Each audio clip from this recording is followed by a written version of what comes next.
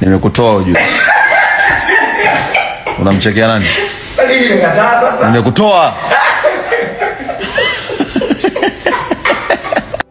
Nimekutoa ujue.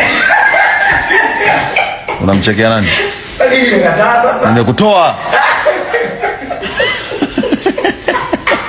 Bwana, ni moja kati ya video ambayo ina trend kwa sasa, ambako Harmonize alikuwa anawaambia Ibra kwamba nimekutoa, kitu ambacho Diamond Platnumz kwa kipindi cha nyuma alikuwa akikiandika mara kwa mara na kukiongea katika baadhi ya interview.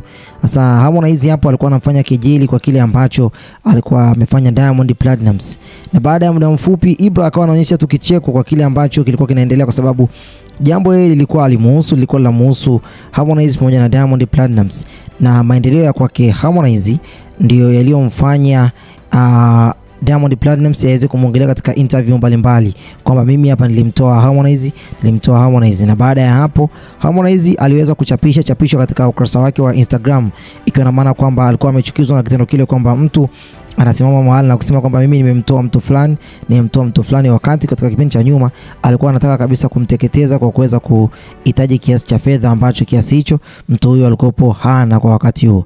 Bana, ni moja kati ya ishara kwamba mambo haya yamekuwa yakizunguka, yani dunia ni hii. Na kwake Diamond Platnumz kwa kipindi hichi hapa ameweza basi kutumia baadhi ya nyimbo ya copy and paste ya kwake Ibra kama ishara kwamba haya mambo yaliweza kumkuta yeye, lakini pia ameweza kumrudia Harmonize kwa kipindi ambacho hakuweza kutarajia. Na biashara hii ya lebo ni kama Harmonize alikuwa amekopi, na mwisho wa siku kwa sasa hivi inaanza kumsumbua, kwa sababu wasanii wote ambao walikuwa na wameneji wote wameshatoka na hajaweza kuzalisha kizazi ambacho kina wasanii ambao wanajituma kama yeye Diamond Platnumz alivyoweza basi kuzalisha.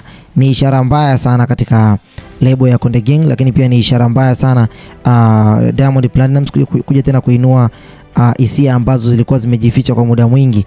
Kwa kipindi hichi hapa Diamond Platnumz ndio mchokozi wa kwanza, na amehitaji ya mambo yao ya katika hali hii, ikiwa na maana kwamba Diamond kwa kipindi hichi hapa ndio aliyemkorofisha Harmonize, ila Harmonize kwa kipindi hichi yeye ameamua kufukua mengine ambayo sasa yalikuwa yamejificha na watu walikuwa hawayajui, kwamba kumbe Diamond Platnumz aliweza kulipiwa mpaka ndege pamoja na Juma Jux. Hiyo ni kitu ambacho kitu cha ajabu sana. Lakini pia Mzenji ni moja kati ya mtu ambaye alilipia mpaka private jet ambayo iliweza kuwapeleka mpaka katika nchi ya Nigeria katika sherehe ya JP Jux pamoja na Prince. Bwana, ni mambo ambayo ni mengi kwa sasa katika industry na yanazidi kuendelea muda hadi muda.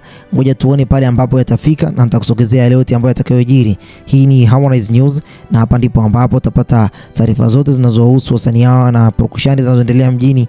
Bye bye for now.